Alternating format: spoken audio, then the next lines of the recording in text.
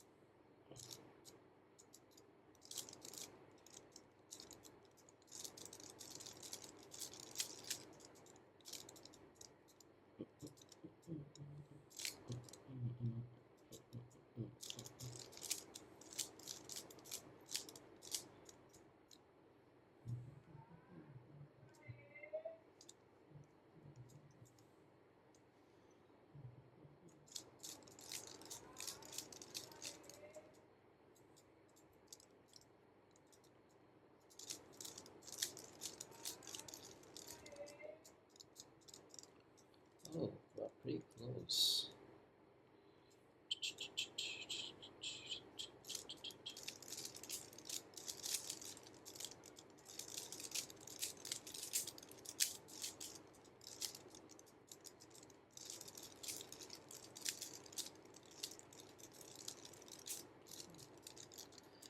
That was pretty fast, eh?